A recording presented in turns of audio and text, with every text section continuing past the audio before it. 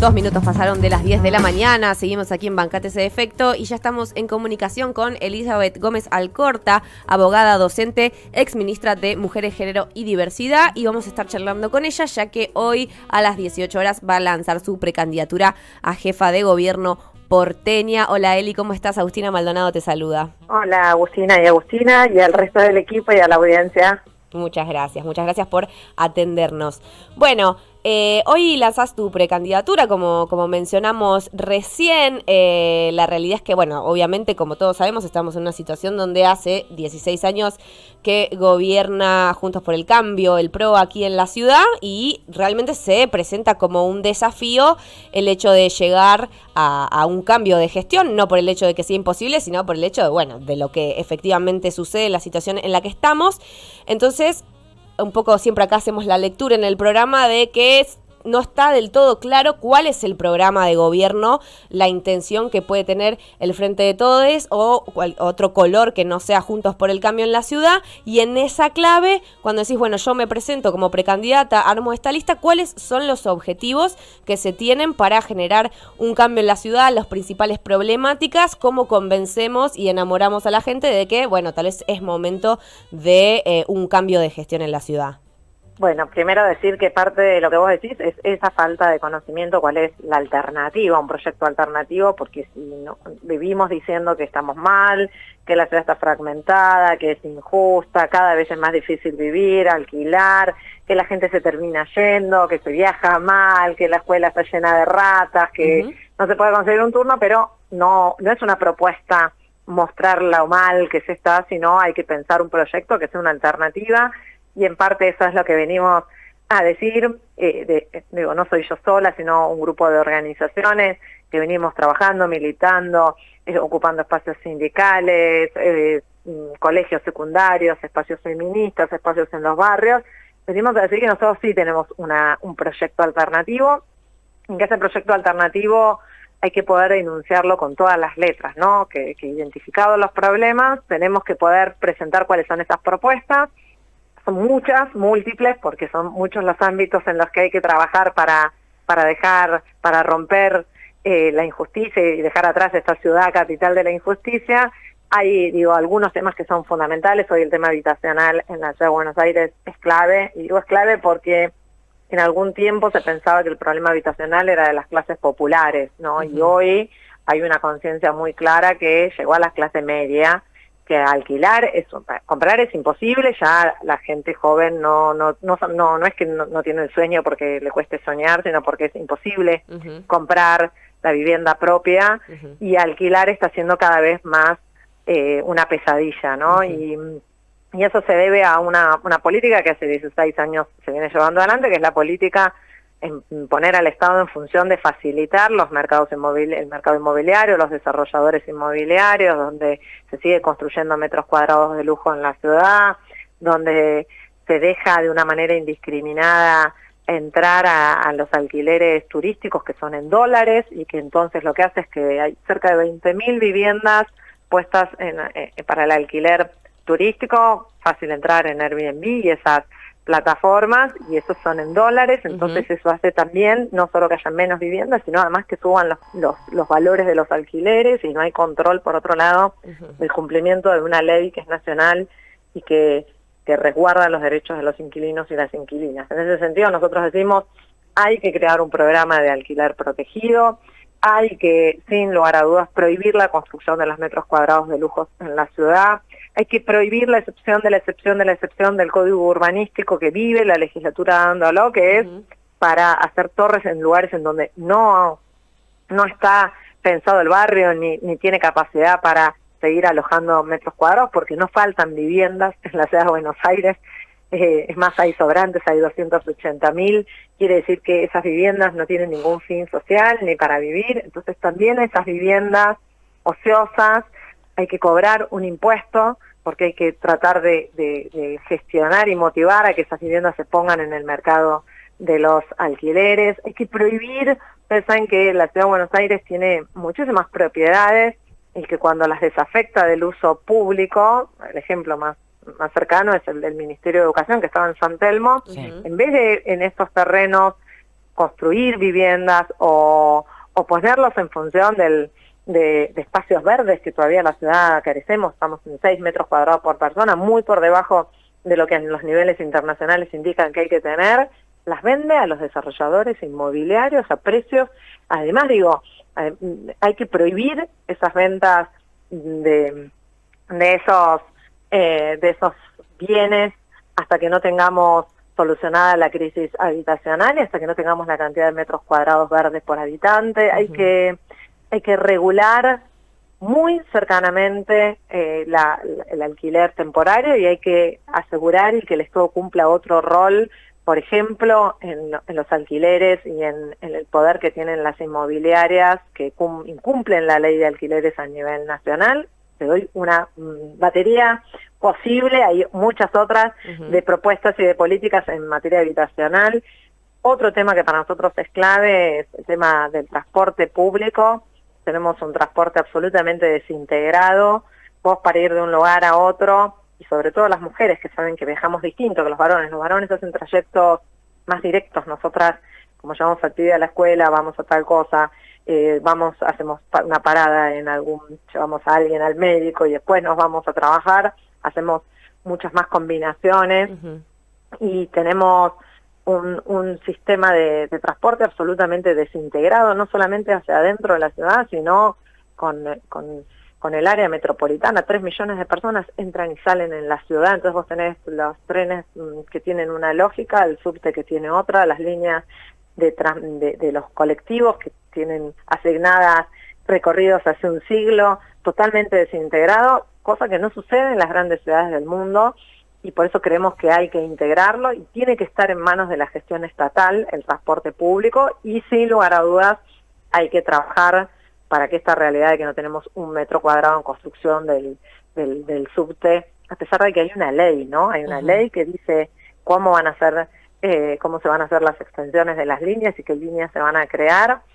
Bueno, estábamos hablando un poquito, escuchando más o menos por dónde irían las propuestas para un nuevo gobierno de la ciudad, cuestiones que se ven, que son muy obvias, de las que se discute mucho sobre las problemáticas que tiene la ciudad de Buenos Aires, las cuestiones que no se abordan a pesar del presupuesto, a pesar de la cantidad de años, ¿no? en una gestión, porque por más de que se vaya haciendo el cambio correspondiente de gobierno según la Constitución, el color político es el mismo, lo cual siempre, en un largo plazo te permite desarrollar e insertar diferentes tipos de políticas públicas, y vemos que, como lo que recién mencionaba, el transporte público es algo que quedó en babia a pesar de todo el tiempo que se tuvo para realizarlo. Eli, ahí te tenemos de nuevo. Así es, ahí volvimos. No, y digo esto, pero para retomar es que de algún modo estos 16 años de un gobierno neoliberal, de un gobierno que piensa la ciudad en clave de los negocios, nos hizo correr el eje, ¿no? Porque terminamos discutiendo dónde va a ir el carril exclusivo, porque el Metrobús no es el Metrobús como se piensa en otras ciudades, donde vos tenés un sistema integrado, entonces vos podés hacer combinaciones, vos acá te bajás de un colectivo, tenés que ir a la parada de otro colectivo, pagar otro boleto, entonces es un carril exclusivo nada más, y que puede ayudar al tránsito, que eso nadie lo niega, pero lo que dejamos es de pensar en eso que es lo deseable, ¿no? Que es tener una red de subte. Yo además soy muy fan del subte, viajo muchísimo en subte, pero sabemos que es el mejor modo de viajar y no es casual que las grandes ciudades del mundo dedican una inversión importante a eso. Sí. Podemos seguir pensando en tema educación, que no solamente las 53.000 vacantes, es decir, 53.000 pibes que se quedaron sin vacantes en el 2022, y digo 53.000 pibes con 16 años de gobierno. No es que vos acabaste de asumir,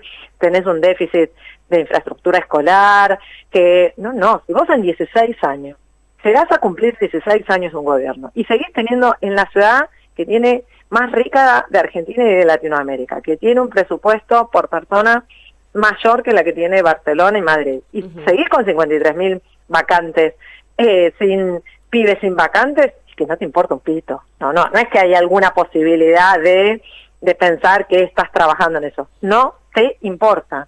¿Por qué? Porque crees que el tema de los cuidados y el tema de las vacantes para los pibes es un tema que cada uno se los tiene que arreglar y que el Estado no tiene nada que hacer ahí. Entonces hay que poder enunciar, propuestas que sean realmente alternativas, no moderadas, no que es un poco lo que el Campo Nacional y Popular no viene haciendo hace ya demasiado tiempo.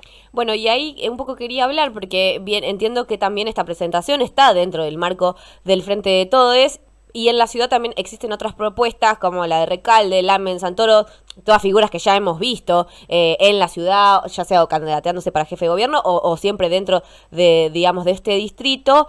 ¿Va a haber algún tipo de unión? La idea es sí o sí que hayan unas pasos, definir un candidato del Frente de Todes. ¿Qué tipo de importancia se le está dando a la discusión de candidatos en la ciudad dentro del Frente de Todes? Y además, dentro de toda esa lógica también, bueno, ¿qué te parece que fue lo que falló el Frente de Todos, el Frente para la Victoria, cómo se fue modificando para que nunca haya podido ser del todo competitivo en la elección de la Ciudad de Buenos Aires durante 16 años? Bueno, primero decir que todavía no están todas las candidaturas, hay algunas que ya se anunciaron, en principio entiendo que Santoro y está el cadete Pepe, sí, no olvidé que también está, digo, yo lo menciono, no, todos bien, los compañeros son importantes, y todavía faltan algunos sectores de la ciudad, digo, el peronismo, la cámpora, que todavía no presentaron a sus candidatos. Hablan masculino porque son todos varoncitos, y porque parte de lo que nosotros queremos representar también es la voz de las mujeres, pero no de cualquier mujer, sino de las mujeres feministas en la ciudad. Creemos que digamos que todavía es un poco prematuro, pero nosotros estamos apostando centralmente a poder tener una voz en las elecciones, en las PASO. Y tener una voz quiere decir que decimos cosas distintas, y esa vocería y ese diferencial es algo que entendemos que ayuda a sumar.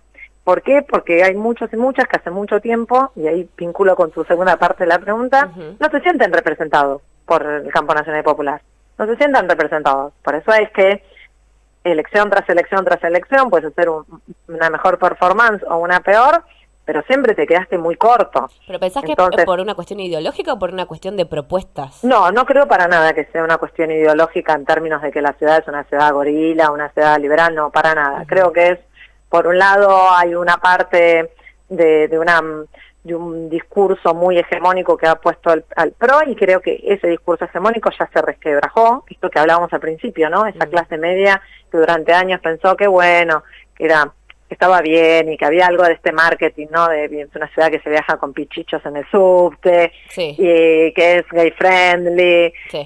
No, ese marketing no se puede sostener mucho tiempo, y ya creo que las clases medias eso lo están sintiendo muy en la diaria. Eso por un lado. Por otro lado, es cierto que hay un blindaje comunicacional enorme. Yo pensaba hace unos días, denuncié, y porque hay una denuncia penal, y después hay algún otro periodista que lo hizo, que espiaron a 9 millones de personas, el gobierno de la ciudad, y a nadie le hace ruido, ¿no? Es como, no sé, muere una nena de 4 años en Flores y no sale en los diarios, no sale, ¿no?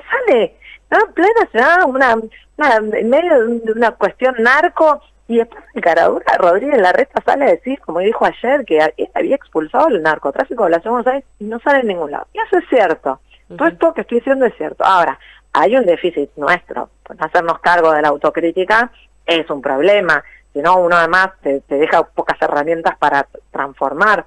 Sí creemos nosotros que hay algo de los proyectos, de las propuestas, de los candidatos, pues fueron todos varones, del Campo Nacional y Popular, del kirchnerismo, del peronismo, a pesar de que no todos los candidatos han sido ni peronistas ni kirchneristas, que juegan un poco a la moderación, haciendo una lectura para nosotros cerrada de cómo piensan y cómo juegan los porteños y las porteñas. Nosotros creemos que los porteños y las porteñas sencillamente son progresistas, y que lo que no le hemos podido dar es un proyecto que los enamore, y para eso creemos que hay que ser muy genuinos en nuestra identidad, no hay que camuflarse, hay que poder decir lo que queremos, no hay que tener temor a hacer las enunciaciones de grandes transformaciones y de pensar el Estado en otro rol, y en parte también para nosotros hoy tristemente es disruptivo en pleno siglo XXI que sea una mujer candidata. No hay candidatas a jefa de gobierno, no hay. Y no parece que las vaya a ver tampoco, por lo menos en el pero corto parte plazo. de eso es lo que nosotros queremos, por eso queremos que las PASO son importantes,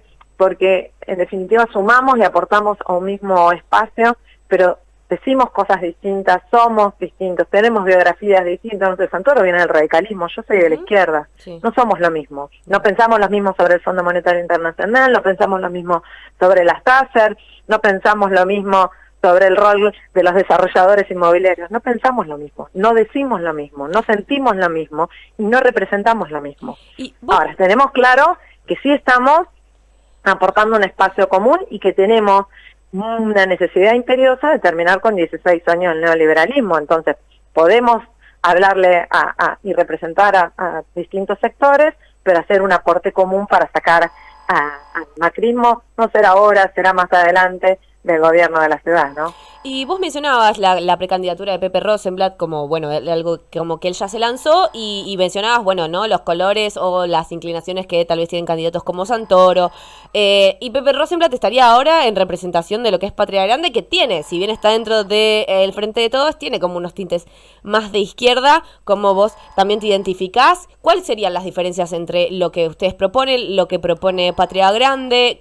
¿Hay algún tipo de diálogo? ¿Hay una posibilidad de algún tipo de, no sé, de encuentro ahí para unos posibles pasos o son distintos? Primero diría que Pepe es profundamente kirchnerista, digo, en términos de identidad política, profundamente, digo, es no es más o menos, no, es profundamente kirchnerista. Sí, es sabido, blanqueado. Por eso digo, en ese sentido tenemos identidades políticas que son diversas. Después, salvo las políticas de vivienda, las propuestas de vivienda, que las compartimos bastante, no conozco las otras políticas que lleva adelante ese espacio todavía, las iremos conociendo, supongo, a medida que vayan pasando. Así que para nosotros, bienvenido sea la candidatura de Pepe. Pepe habla y tiene un diálogo con la juventud que también es muy, muy importante, y más en este contexto donde esta derecha rabiosa es un buen catalizador de los enojos y de la frustración de todos, pero sobre todo de la gente joven. Pero me parece que efectivamente también representamos cosas distintas. Uh-huh.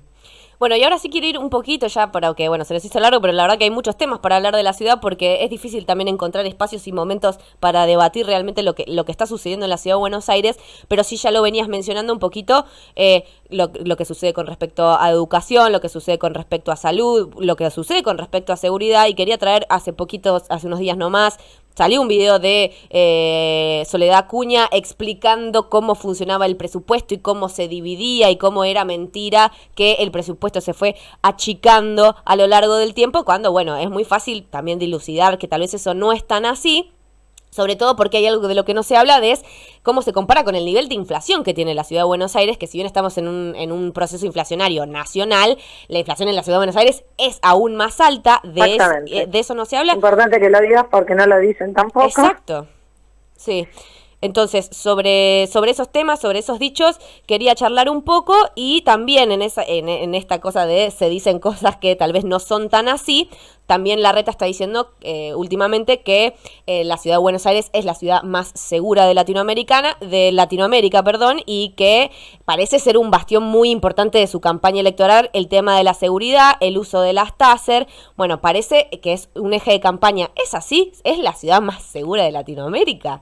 A ver, varias cosas. Primero hay que decir que en materia de educación la ciudad de Buenos Aires perdió 10 puntos de la inversión que hacía en educación en estos 16 años. Eso quiere decir que en la torta del presupuesto lo que ha hecho es cada vez retroceder y retroceder y retroceder más. Uh-huh. Y esos son números muy sencillos, no son números que estoy inventando, son números que están clarísimos, y que eso habla del lugar que le dan a la educación pública, centralmente, en la ciudad de Buenos Aires, un lugar al que realmente creen que es un lugar para caer, y que además nos viene cada vez precarizando más, no solamente las carreras profesionales de los y las docentes, sino además que tenemos algunos problemas que también cuesta mucho poder hablarlos, pero tenemos una carencia enorme de equipos interdisciplinarios y de acompañamientos con psicólogas en los colegios, sobre todo en los colegios secundarios, donde la salud mental es un tema severo, donde hay casos de suicidio, y esto es otro de los temas que no se habla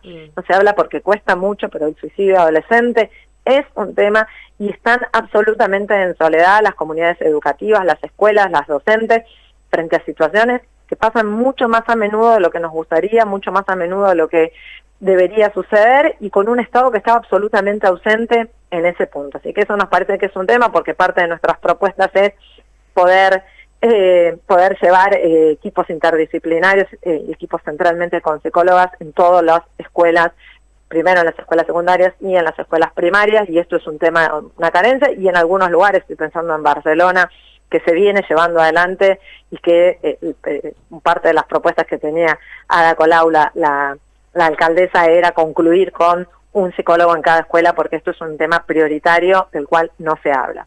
Sobre el tema de seguridad, hay que decir que Argentina tiene uno de los mejores índices de Latinoamérica. Digo esto para poner el país en comparación. Claro. Después hay que decir que la ciudad de Buenos Aires, si bien tiene índices en términos sobre todo de homicidios, claro, que son buenos, hay que decir con todas las letras que depende de dónde vivís, vos estás por debajo de los valores de la Argentina, pero depende de dónde vivís en la ciudad de Buenos Aires, en la misma ciudad de Buenos Aires, duplicás los valores de la Argentina. Claro. Entonces vos tenés 10 veces más posibilidades de ser asesinado si vivís en Soldati que si vivís en Colegiales. 10 veces. El tema es que se agarra el promedio. 2, no 3, no 4, no 5. 10 veces más. 10 veces más, con una policía de la ciudad que tiene el triple de agentes que se estima que son necesarios por cantidad de habitantes según Naciones Unidas. Tenemos 27.000 agentes policiales. ¿Eso es un problema? No, claramente que no es un problema. Para nosotros no es malo que haya más policías de los que se recomiendan, sino el tema es cómo, con el triple de policías que se recomiendan, y vos teniendo un mapa muy caliente, porque los datos de los homicidios son datos duros, donde uno los puede ver. De hecho, lo que yo te estoy diciendo es porque agarré el mapa de la ciudad, el mapa de los homicidios, no de un año, sino lo venimos trabajando. Es un tema que a mí particularmente me interesa, me gusta, me siento cómoda, y empezamos a ver estas terribles, pero terribles diferencias dentro de la propia ciudad. Y después nos quieren vender, porque es parte de ese marketing político, que toca más de una fibra muy sensible, ¿no? Porque hablar de seguridad es un tema que nos preocupa a todos y a todas, y es un tema que es muy legítimo que nos preocupe. No quiero salir a la calle ni que me afanen el celular, que es uno de los principales temas de afanos que hay hoy en la ciudad de Buenos Aires, ni tener miedo a la noche de caminar. Si somos las mujeres, lo tenemos clarísimo, que tenemos un miedo a que nos abusen, a tener alguna situación de violencia sexual, o de que nos maten. No hay nada más legítimo que eso. Ahora, que nos vengan a hacer, como hicieron ayer, este speech berreta de que porque por fin, y uso el por fin porque es la palabra que usó Rodríguez Larreta, tienen 60 pistolas Taser, 60, son 27.000 los agentes policiales, para que quede claro a la gente, y que ahora sí nos podemos sentir seguros, más seguros o más seguras, porque hay 60 pistolas Taser, que hay un debate atrás de esas pistolas Taser, si son menos letales o no son letales. Sí, son menos letales que las armas de fuego, pero no quiere decir que no te maten. Sí, hay estudios, ayer estuve hablando bastante del tema porque justo fue, pero hay estudios de Amnistía Internacional que investigó entre el 2000 y el 2007 en Estados Unidos el uso de las pistolas Taser, y demostraba que hubo 334 muertes producto de las pistolas Taser. Quiere decir que en algunas ocasiones son letales la utilización, y que además lo que genera el uso de la pistola Taser con la idea de la menor letalidad es que se usan en situaciones en donde no debería utilizarse ninguna violencia de parte del Estado. Entonces hace un avance respecto del control de los espacios públicos por las policías, y que además hay que ver en qué casos. Por ejemplo, en ese estudio de Amnistía, de esas 334 muertes, ¿saben cuántas personas tenían armas de fuego? 4. Claro. Y 30 tenían armas que no eran de fuego. Quiere decir que eran situaciones en donde no se meritaba de ningún modo, la violencia. Eso es parte de lo que hay que poner en debate, que no hay que tener miedo, y no hay que tener miedo a hablar de seguridad, porque hay que hablarlo. Totalmente. Estamos hablando con Eli Gómez Alcorta, y perdón, te tiro esta última porque Larreta acaba de anunciar que finalmente Jorge Macri va a ser el candidato del PRO en la ciudad de Buenos Aires. Bueno, un comunicado, y sí, esta cuestión de que Jorge Macri tiene una buena intención de voto, pero poca posibilidad de crecimiento, a diferencia de lo de Fernán Quirós, que sería a la viceversa. ¿Qué pensás que esto significa tal vez para el Frente de Todes y para la campaña de acá a las elecciones en la ciudad?